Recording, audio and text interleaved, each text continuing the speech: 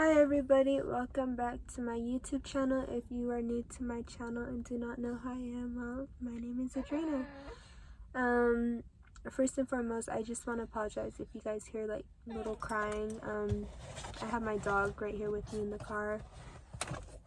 But pretty much, if you haven't watched my last video already, I pretty much made a video on my pregnancy announcement and kind of how my pregnancy is a higher risk pregnancy. Well, it's currently, right now, it's April, the middle of April of 2021, and I'm no longer pregnant anymore. So pretty much what had happened was I went for my 20-week anatomy scan and baby was okay. Everything was okay and fine. Baby was healthy. Baby was where baby was supposed to be. And then actually that week of my 20-week anatomy scan, because I had it like at the beginning of the week, and that weekend we're supposed to have our gender reveal.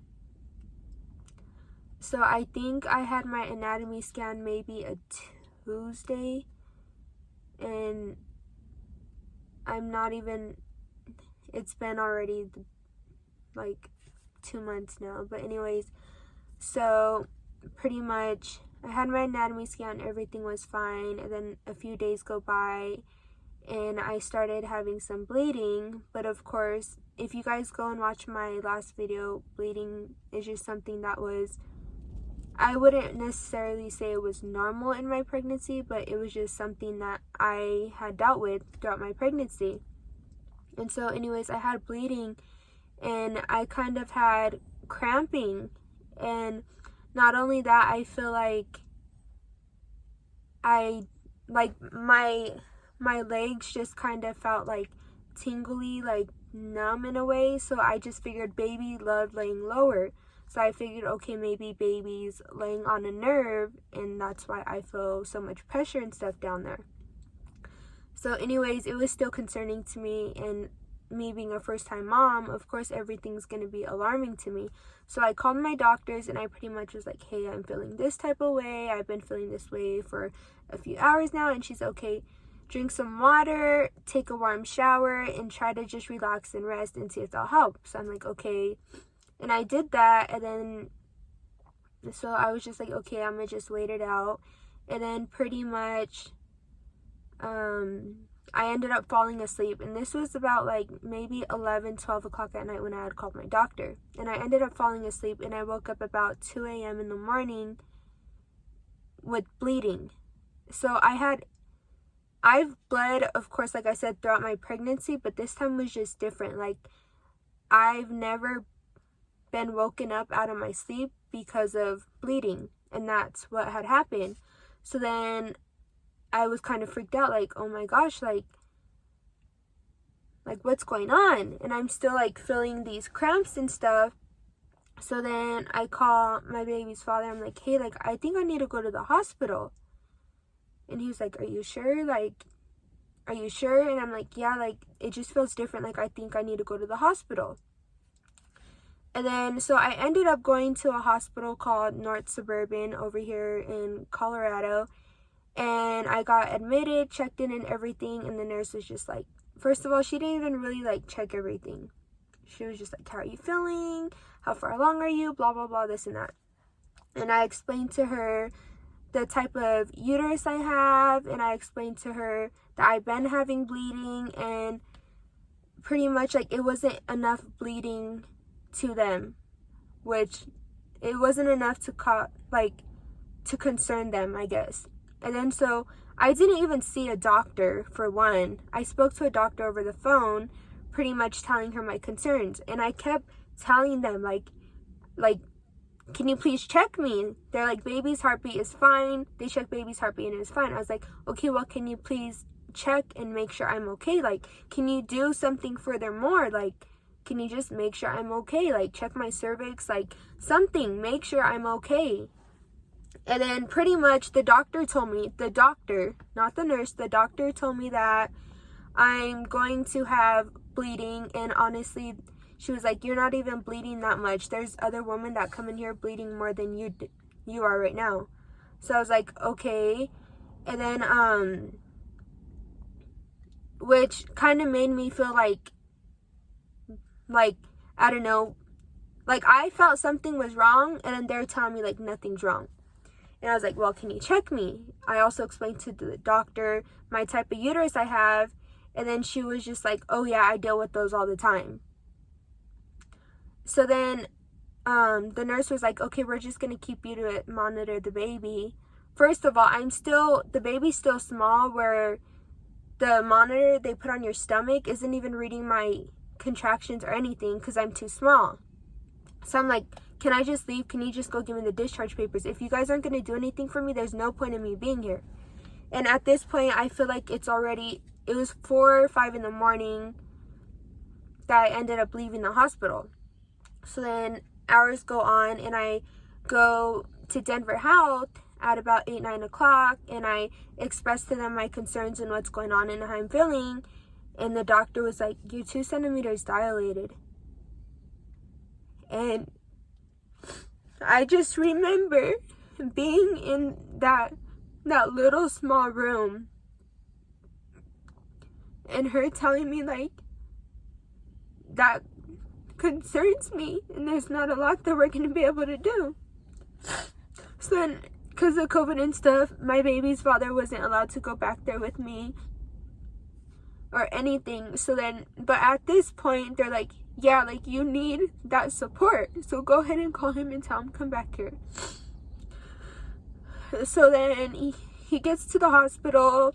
Then once he arrives, they admit me into the hospital, and then they were like, okay, we're gonna do pretty much, they're like, we're gonna try to stitch your cervix, but we gotta do this procedure first. So pretty much the procedure I got done, I don't remember the exact word for it, but it's pretty much where they stick like a needle in your stomach, and they get fluid from like the baby. Like they get the fluid from around the baby, and they just make sure that everything's good, there's no infections, there's no nothing. Because and then after they do that, if everything's okay, what they would have done was stitch my cervix so baby could cook for a little longer. And I was like, okay, yeah, I'm fine with that. Like, if that's the way that I have to do this in order for me to continue on with my pregnancy, then I'm gonna do that. And then, so they did that, and they got my fluid lab results back, and there was a growing infection. So at this point, they're like, we can't stitch your cervix, because if we do that, we're stitching an infection also. And that infection could grow, and not only could it hurt the baby, but it could hurt me. It could make me go into the hospital. It could probably even lead to death, this infection. So they're like, you're gonna have to give birth. So I'm freaking out. I'm devastated. I'm so hurt. Because they tell me like, you're gonna have to give birth to this baby, and we just want you to know that this baby has no chance of surviving because they're too little. Where even if we did what we could on our part, your baby's still too little to function outside of the womb. So then they were like, we could do 2 things. We could go inside and take baby out, or we could give you these pills that will pretty much push me into labor. And then, so I took those pills, and I was in pain. I was having contractions. Literally just a regular birth. The only difference was I was delivering a stillborn baby. So I'm in the hospital, and keep in mind, this is February 16th of 2021, a day before my baby's father's birthday. His birthday's February 17th. So we're in the hospital February 16th of 2021, and I'm going through all this. So anyways, I'm contracting. I'm in pain. A lot of pain. Like physically, emotionally, mentally. Because I'm really giving birth right now to a baby who I'm gonna bury soon. So then I get the epidural because I'm in so much pain. My water breaks. I'm still in pain. I'm still contracting. And then I'm just laying there. And I slowly start to feel a lot of pressure. And then I don't feel anything anymore. And my baby's father just looks at me. He's like, he's out. And I'm like freaking out. I didn't even get to see his last and first breath. And then the doctors just come like running and are trying to like do everything they're supposed to do. And I'm just so in shock, like in disbelief.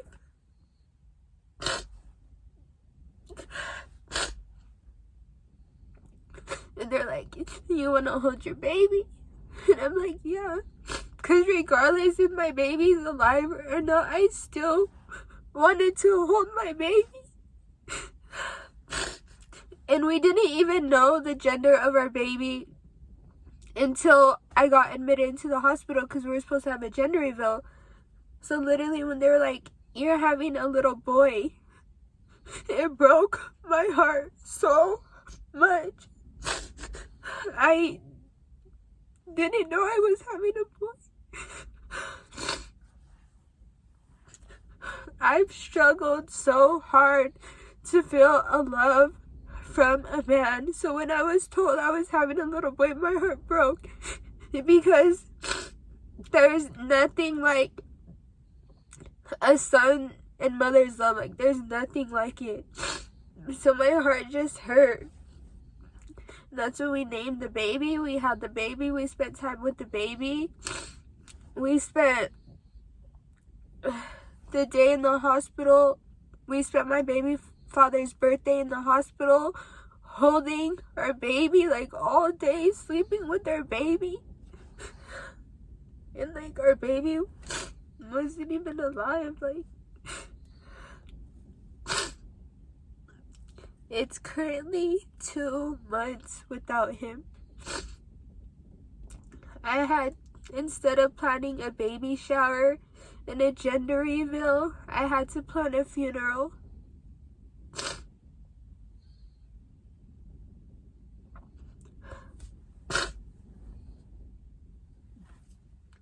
It's been now 2 months without him.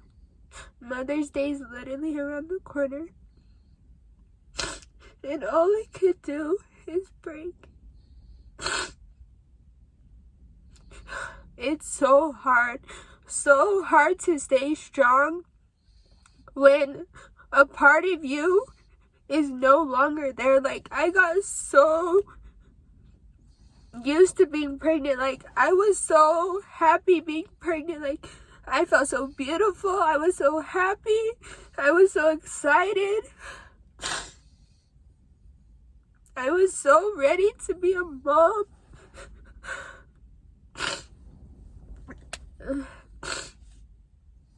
And like everything just turned left. And there was nothing I could have done to prevent this. Like, they told me having a bicornuate uterus, I was gonna have a higher chance of having a miscarriage or preterm birth. But then every time I went to a doctor's appointment, they reassured me that everything was okay and baby was okay. So I was like, we actually might make it all the way through. And then just things happen.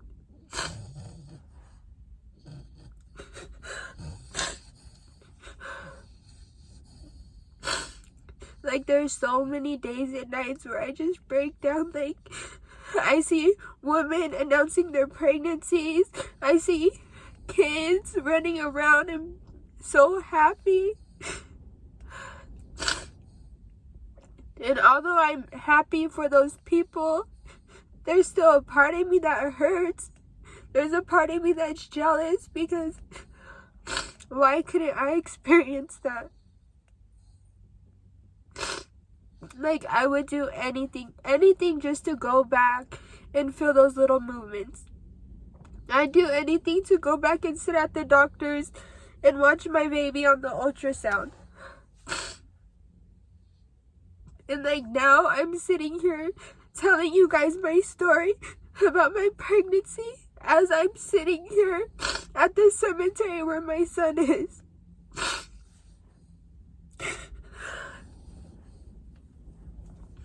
This obviously isn't a happy video. I'm not even gonna edit it. I'm gonna post it and show you guys just what I go through, what I went through. This is me being as real as I can be.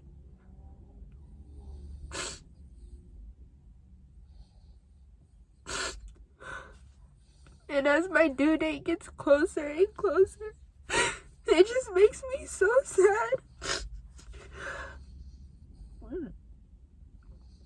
My due date was supposed to be June 27th. I constantly get emails from pregnancy apps. There's certain people who ask me, how am I doing? How's my baby doing? Not even knowing what happened. I'm literally still waiting for the headstone of our baby to come in.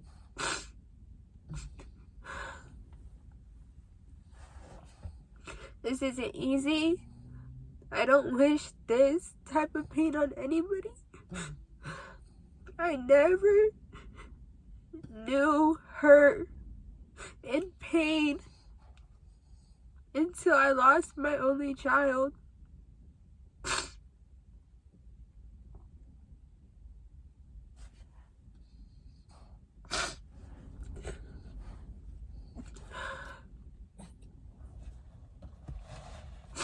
And for anybody who's experienced the loss of a child, for anybody who's gone through what I go through, I send my prayers and condolences to you.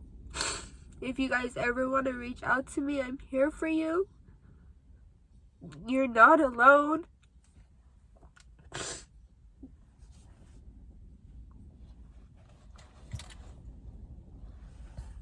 It's just hard. Like I said, I don't wish this type of pain on anybody.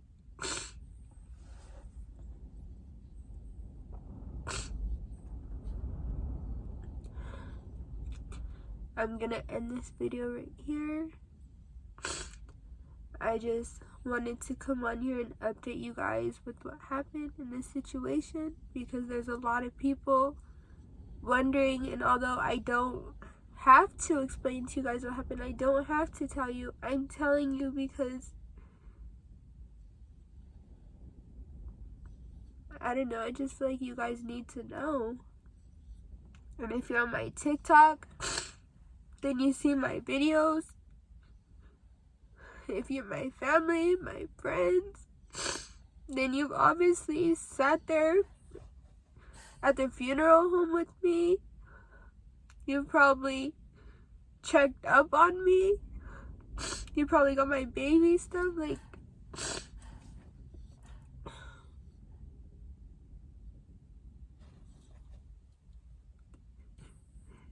but I'll always know that I'm never alone.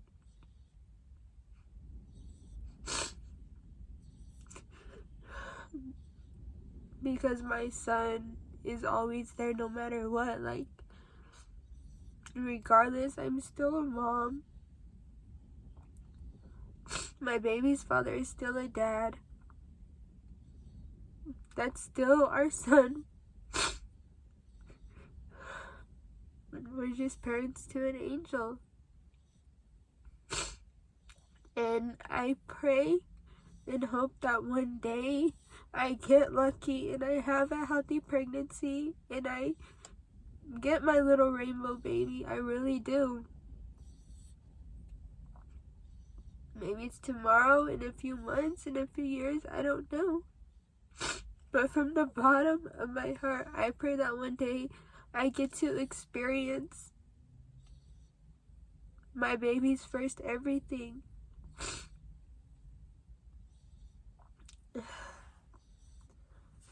Thank you guys for watching this video. It's not a happy video, a fun video, but this is as real as it gets. And thank you for everybody who's shown their love and support. I really appreciate it. But I'm gonna go, guys. I'm gonna end this video right here.